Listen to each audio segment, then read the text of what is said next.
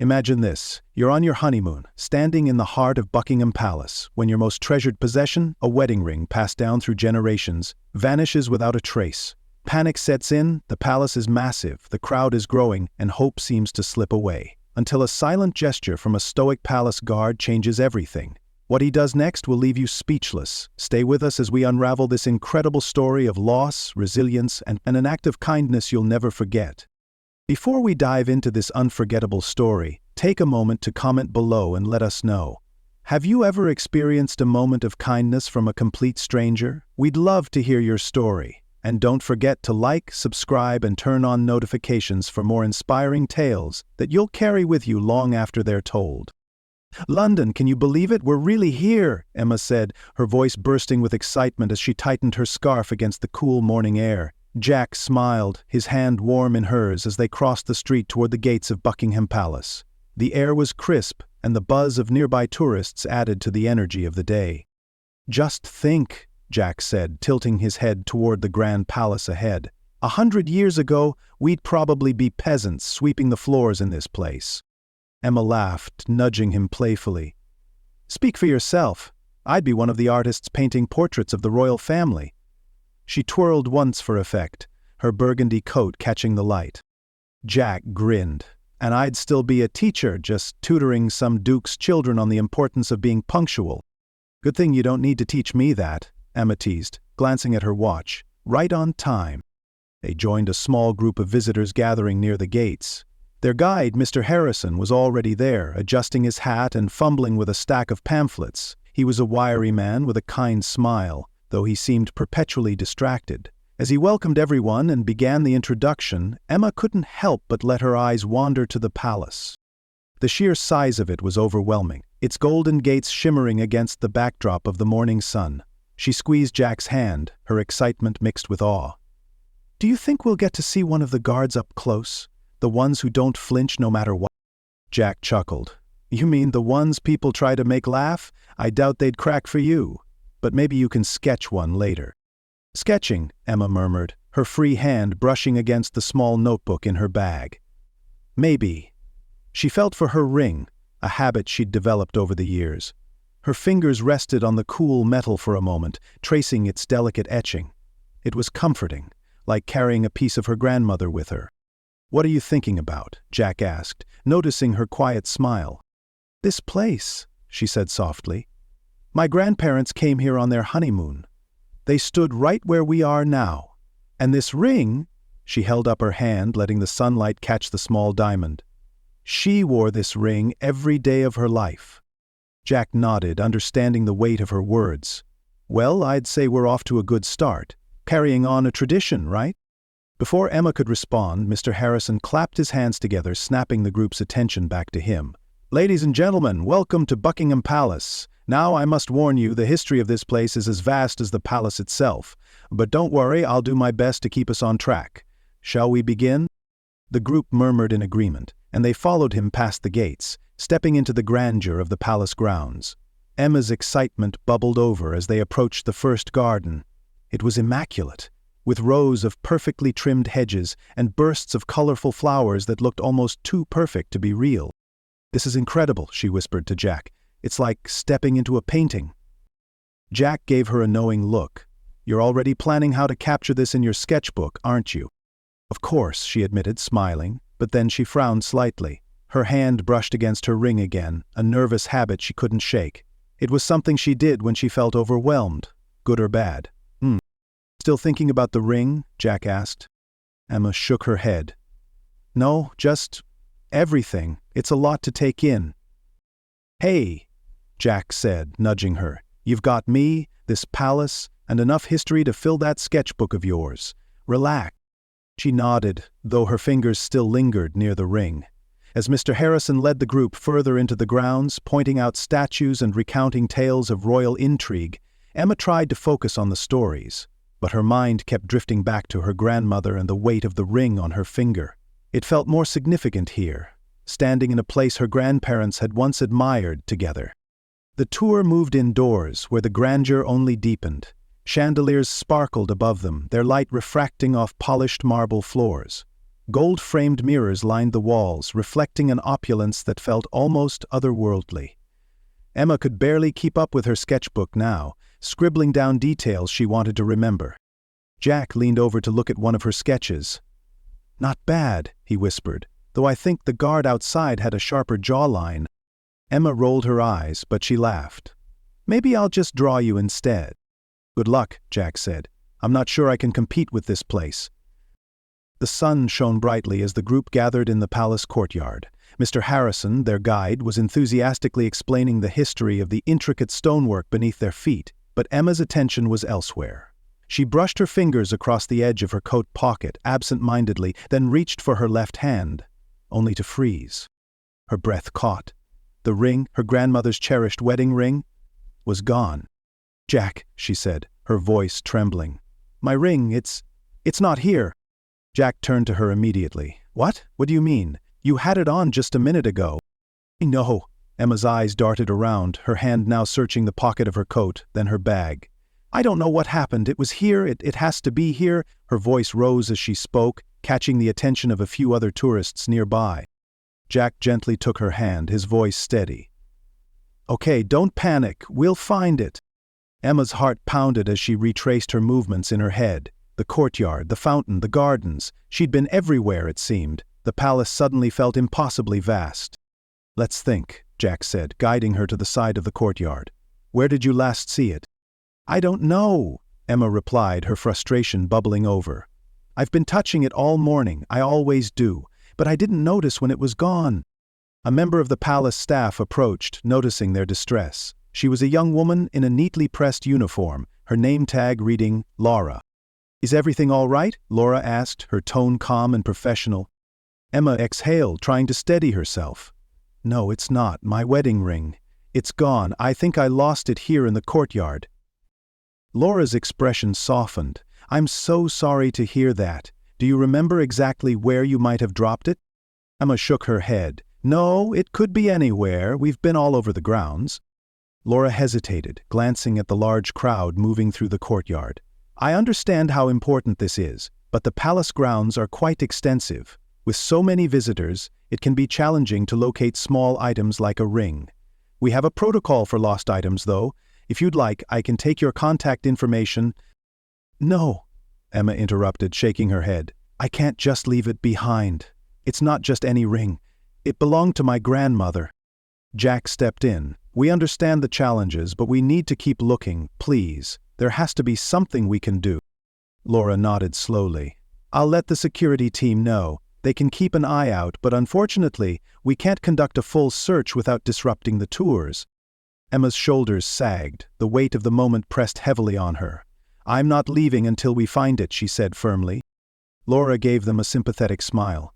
"I'll do what I can. Good luck." As the couple stepped away from Laura, Jack put an arm around Emma. "We'll figure this out," he said. "Let's start retracing our steps." Emma and Jack walked back toward the garden path, scanning every inch of the ground. Emma's eyes darted between the flowers and the gravel walkway, her desperation growing. "Excuse me," came a voice from behind them. They turned to see an older man wearing a slightly worn trench coat and a bowler hat. His gray beard framed a curious smile, and his eyes seemed to twinkle with mischief. "Lost something, have you?" he asked, his tone casual but curious. Emma hesitated. "Yes, my wedding ring. Have you seen anything?"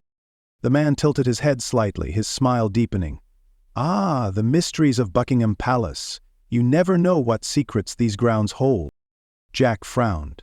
"Do you know something that could help us?" The man chuckled softly. "Perhaps. Rings don't just disappear, do they? Sometimes they find their way to unexpected places." Emma shifted uncomfortably. "What do you mean?" "Oh, just an observation," he said, tipping his hat. "Good luck, my dear." As he wandered off, Jack muttered under his breath, "What was that about?" Emma shook her head. "I don't know, but he gave me the creeps." The couple pressed on, reaching the fountain near the center of the garden. The water sparkled in the sunlight, and Emma felt a flicker of hope as her eyes caught something glinting near the edge of the fountain basin. "Jack, over there," she exclaimed, pointing. Jack jogged ahead, carefully stepping onto the stone lip of the fountain. He bent down, reaching into the water, and pulled out a small, shiny object. Emma held her breath, hope blooming in her chest. It's an old coin, Jack said, holding it up for her to see. Emma's heart sank. No, she whispered. Tears pricked at her eyes as the weight of the situation hit her again. Jack stepped down from the fountain, placing a reassuring hand on her shoulder. It's okay. We're not done yet. We'll keep looking. Emma nodded, though the disappointment was clear on her face. As they walked away from the fountain, the sound of laughter from nearby tourists felt almost cruel. How could everyone else be enjoying this place while her precious ring was missing? We're going to find it, Jack said again, his voice steady. We're not giving up. The palace gardens were alive with vibrant colors, the scent of fresh blooms wafting through the air. Emma and Jack hurried toward the rose garden, eyes scanning every inch of the ground. Emma's heart was pounding, each moment without the ring feeling heavier. Jack tried to stay composed, his determination unwavering, but Emma could sense his concern beneath the surface. "Excuse me, miss," a small voice piped up behind them. Emma turned to see a young girl, no older than 8, clutching her mother's hand. Her blonde hair was tied in pigtails and she wore a bright pink jacket. She looked at Emma with wide, curious eyes. "Did you lose something?" the girl asked. Emma bent down to her level, her expression softening despite her anxiety. "Yes, I did. My ring. Did you see it?" The girl nodded slowly. "I think so. I saw something shiny fall near the flowers over there," she said, pointing toward the rose garden. Emma's heart leaped. "Are you sure?" "I think so," the girl said, glancing up at her mother, who gave a gentle nod of encouragement. "It was small and shiny, but I didn't touch it." Jack crouched beside Emma. "Thank you, sweetheart. That's really helpful." The girl smiled shyly before her mother led her away. Emma stood, hope flickering to life. "The rose garden," she said, grabbing Jack's hand. "Let's go." They hurried toward the area the girl had pointed out. As they approached, however, Emma's stomach sank. The ground had been freshly watered, leaving the soil muddy and uneven. Drops of water clung to the roses, glistening in the sunlight, but there was no sign of the ring. Emma crouched down, sifting through the damp earth with her fingers. "It has to be here," she muttered, frustration creeping into her voice. Jack knelt beside her, gently taking her hand to stop her. "Let's not dig up the whole garden," he said. "If it's here, we'll find it. We just need to stay calm." Emma sighed, standing and brushing the mud off her hands. She glanced around, her eyes darting to the far side of the garden, where a tall figure stood motionless. Thomas, one of the palace guards, stood near the edge of the garden, his posture rigid and his face unreadable. Dressed in the traditional uniform, he was an imposing figure against the picturesque backdrop. Jack noticed him too. "Do you think he saw something?" he asked. Emma hesitated. "I don't know. Should we ask him?" Jack approached cautiously, while Emma lingered a few steps behind. As they got closer, Thomas's eyes flicked toward Emma's hand. It was a brief glance, almost imperceptible, but it made her stomach twist. "Excuse me," Jack said politely. "We're looking for a lost ring. Have you seen anything?" Thomas didn't respond. His gaze remained forward, his expression neutral. Emma stepped closer, feeling a mix of hope and unease. "It's very important," she said softly. "If you know anything—" Thomas didn't speak, but his eyes met hers for a fraction of a second. It was as if he understood, but he didn't, or couldn't, say anything. Emma felt a chill run through her. Was he indifferent, or was there something he wasn't telling them? Jack touched her arm gently. "Let's go," he said. "We're wasting time." As they walked away, Emma glanced back over her shoulder. Thomas remained still, his stoic presence both unsettling and intriguing. Their search was interrupted by a sudden commotion near the palace gates. A loud crash echoed across the grounds, followed by gasps and murmurs from a group of tourists. "What now?" Jack muttered, craning his neck to see what had happened. A middle-aged man had tripped and knocked over a small historical display near the visitors' center. Palace staff rushed to the scene, trying to contain the situation. The distraction caused many visitors to cluster near the gates, momentarily shifting the attention away from the couple's search. Emma clenched her fists. "This is ridiculous. How are we supposed to find anything with all this chaos?"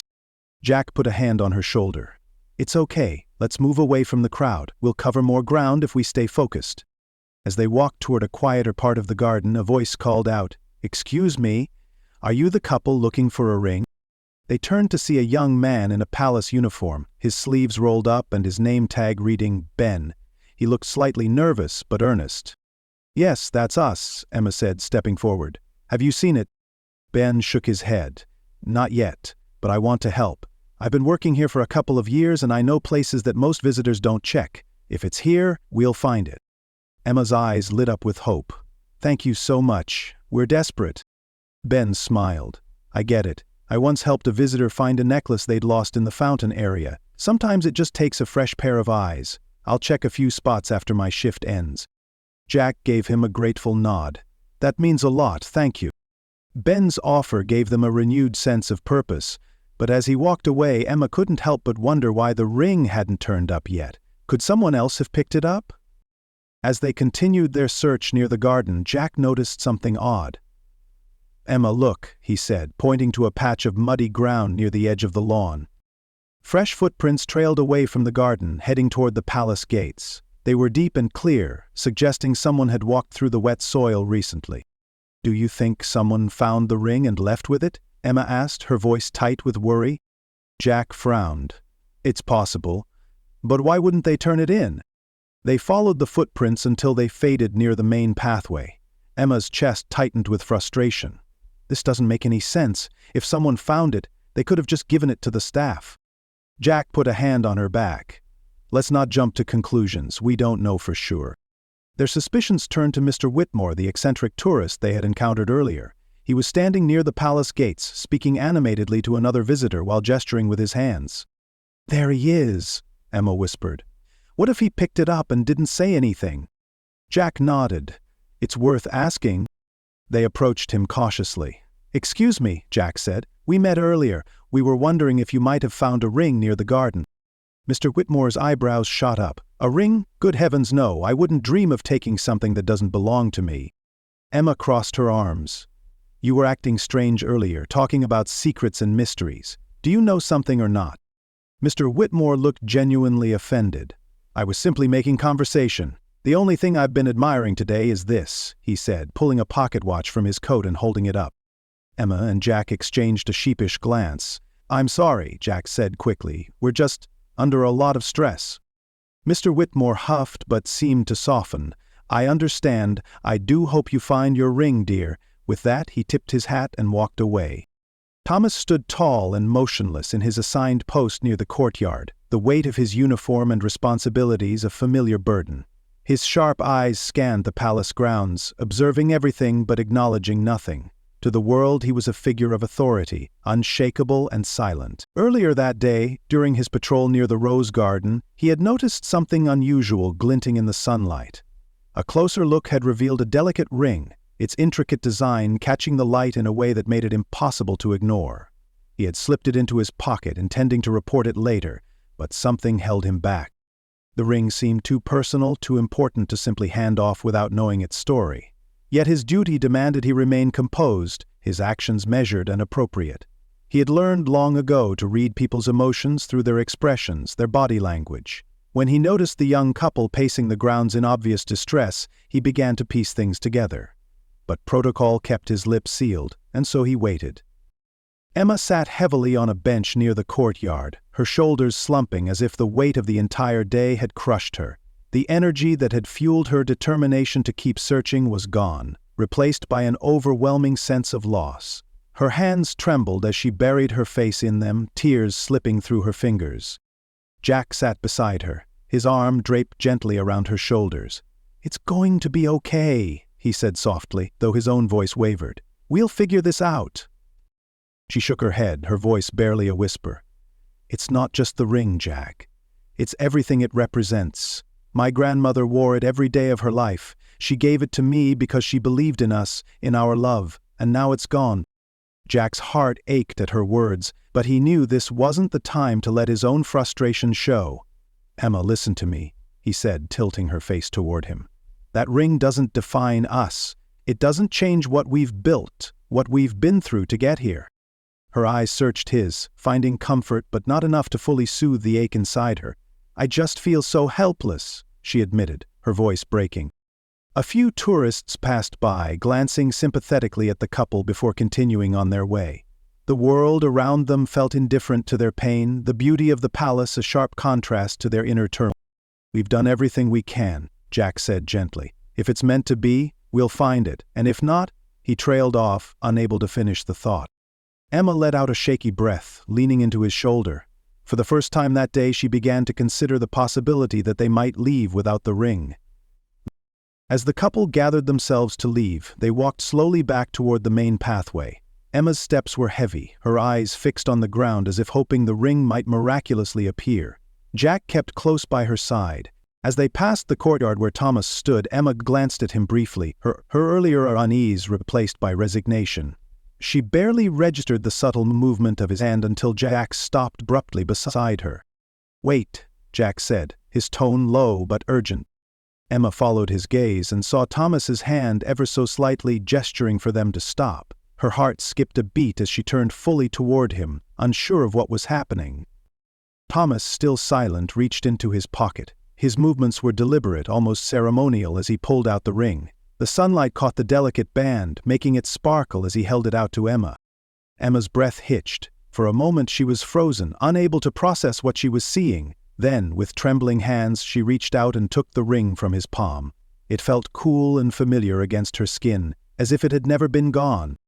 Tears streamed down her face as she clutched the ring to her chest. "Thank you," she whispered, her voice thick with emotion.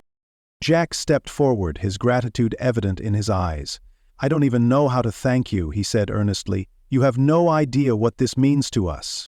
Thomas remained stoic, but there was a softness in his gaze that hadn't been there before. He gave a slight nod, his silence speaking louder than any words could. In that moment the couple understood the depth of his gesture. It wasn't just about returning the ring. It was about understanding their pain and choosing to act with quiet compassion. Emma turned to Jack, holding up the ring as if to prove it was real. "We found it," she said, her voice breaking into a mixture of laughter and tears. "Jack, we actually found it." Jack smiled, his own eyes glistening as he wrapped his arms around her. "No," he said softly, glancing back at Thomas. "He found it." Then he pressed a button. Emma looked back at the guard, her heart full of gratitude. "Thank you," she said again, her voice firmer this time.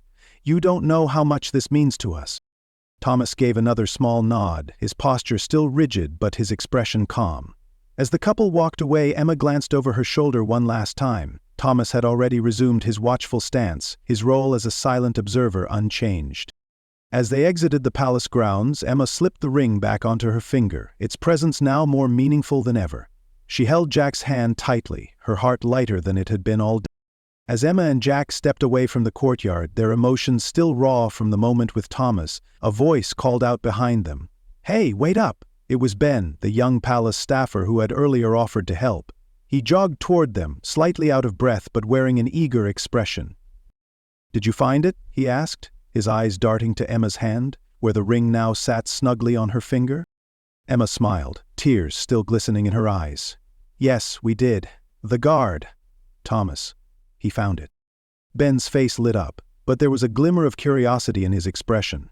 "Thomas? I should have guessed. That man? He's something else." "Do you mean?" Jack asked, his interest piqued.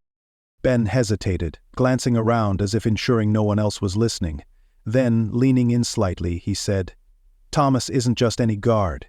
He's been working here for years, but his story, it's not the kind of thing you hear about in public." Emma exchanged a look with Jack, her curiosity growing. "What kind of story?" she asked. Ben's voice dropped to a near whisper. "A few years ago, during one of the palace's charity events, a young child wandered off from the crowd. The boy was only 5, and no one noticed he was missing until it was almost too late. He had made his way to the edge of the pond, one of the deeper ones on the grounds, and fell in." Emma gasped, her hand instinctively flying to her mouth. "Thomas was the first to notice," Ben continued. "Without a second thought he broke protocol, left his post and dove in to save the boy. He pulled him out and performed CPR until the paramedics arrived." "That's incredible," Jack said, his voice filled with admiration. "Why isn't that story more well known?" Ben shrugged. "Thomas didn't want the recognition. He told everyone he was just doing his job, but those of us who were there, we know better." Emma's heart swelled as she listened. The guard who had silently returned her most precious possession had once saved a life with the same quiet heroism. It added layers to his character, making the moment even more profound. As they walked toward the rose garden for one final look, Emma couldn't shake a thought that had been lingering in her mind. She turned to Jack, her brow furrowed. "Why do you think he waited to give it back?" Jack looked at her, considering the question. "You mean Thomas?" She nodded. "He had the ring the whole time. Why didn't he just hand it over when we first walked past him?" Jack thought for a moment. "Maybe he wanted to be sure it was yours, or maybe—" He paused, searching for the right words. "Maybe he wanted to see how much it meant to us." Emma tilted her head, mulling it over. "You think he was testing us?" "Testing, exactly," Jack said. "But think about it. He's a guard at one of the most prestigious places in the world. He probably meets all kinds of people, sees all kinds of situations. Maybe he wanted to know if this was just about a piece of jewelry or something more." Emma glanced at her hand, where the ring sparkled in the fading sunlight. "I suppose we'll never know," she said softly. "And that's okay," Jack said, smiling at her. "Sometimes the mystery makes it more meaningful." As they made their way back toward the palace gates, the sun dipped lower in the sky, casting a warm glow over the grounds. The air was calm, and the buzz of earlier activity had quieted, leaving only the soft murmur of distant voices. Emma glanced back toward the courtyard, her eyes searching for Thomas. He was still there, standing tall and vigilant at his post. For a moment she considered walking back to thank him again, but something stopped her. She realized that his silent gesture spoke louder than any words could. Instead, she caught his eye from a distance and gave him a small, heartfelt wave. Thomas didn't move, but there was a slight shift in his expression, barely noticeable but enough to convey understanding. It was as if he was saying, "You're welcome." As Emma and Jack exited the gates, they walked hand in hand, the weight of the day lifting with each step. Emma looked down at her ring, its familiar presence a reminder not just of her grandmother, but of the kindness and quiet heroism they had witnessed. "Do you think we'll ever come back here?" Emma asked, glancing at Jack. "Definitely," Jack replied. "But next time, let's try not to lose anything." Emma laughed, the sound light and full of relief. "Deal." As they disappeared into the bustling streets of London, the palace stood behind them, its towering walls holding stories untold and memories they would carry forever. The cab ride back to their hotel was quieter than Emma and Jack expected. The day had been long, emotionally exhausting, but as they sat side by side, their hands intertwined, the silence wasn't uncomfortable. It was thoughtful, reflective. Emma turned the ring on her finger, her eyes fixed on it as the city lights flickered past the window. "You know," she said softly, "if you'd told me this morning that losing this ring would teach me something, I wouldn't have believed you." Jack glanced at her, his smile gentle. "What did it teach you?" "Then it's not just about the ring," Emma said, pausing as she searched for the right words. "It's about what it represents. My grandmother always told me this ring was a reminder of the promises we make to each other. Promises to be patient, to be kind, to always try again, even when things feel impossible." Jack squeezed her hand. "And today tested all of those promises." Emma laughed lightly, leaning her head on his shoulder. "It really did. But we came out stronger, didn't we?" Jack nodded. "We did. And it's not just us. That guard, Thomas, he didn't have to help us. He didn't owe us anything, but he did. He went out of his way to do something kind, and he didn't even expect a thank you." Emma's mind drifted back to Thomas's stoic figure, the quiet strength in his gesture. "He reminded me that sometimes the smallest actions have the biggest impact. He didn't need to say a word, but I'll never forget what he did." They sat in silence for a moment, the weight of the day settling into something lighter, something meaningful. "Do you think we'll tell this story one day?" Emma asked. "To our kids, our grandkids?" Jack smiled, his arm draped around her. "Absolutely, but they might think we're making it up. A royal guard finding your lost wedding ring at Buckingham Palace? It sounds like a movie." Emma laughed again, the sound brighter this time. "Then we'll just have to make it a really good story." Back at the hotel, Emma stood by the window, looking out at the city. London's charm sparkled in the night, but her mind was elsewhere. On the day's events, on the people they had met, on the way everything had come together in ways she never could have expected. Jack joined her, handing her a cup of tea. "What are you thinking about now?" he asked. Emma turned to him, her smile soft. "I'm thinking about how much good there still is in the world, how people like Thomas remind us of that." Jack sipped his tea, nodding. "You're right, and it makes me think, how often do we miss chances to do something kind for someone else? How many times do we stay silent when we could make a difference?" Emma considered his words, her heart warming at the thought. "Maybe that's what we take away from today," she said. "We can't pay Thomas back for what he did, but we can carry it forward. We can be like him, even in the smallest ways." Jack smiled. "I like that. Starting tomorrow, let's look for opportunities, little things we can do to help someone else, whether it's holding a door, giving up a seat, or just being there when someone needs us." Emma nodded, the idea settling into her heart like a seed. Small acts of kindness, I like that. Emma and Jack fell asleep that night, their hearts lighter, their bond stronger. The ring, once lost, now carried not only the memories of Emma's grandmother but also a new story, one of resilience, kindness, and the quiet heroism of a man who stood silently in the heart of Buckingham Palace.